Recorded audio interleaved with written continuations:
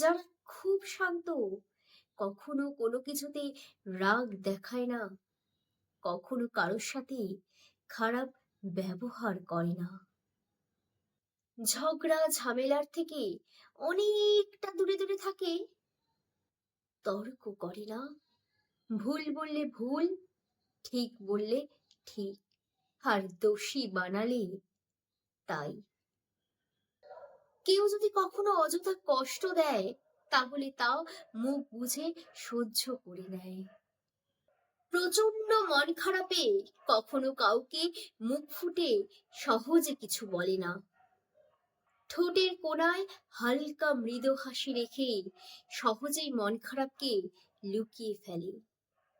তারা কিন্তু চাইলেই দশভুজার রূপও নিতে পারে, আবার চাইলে কালবৈশাখীর ঝড়ের মতন সবটা তছনছ করে দিতে পারে।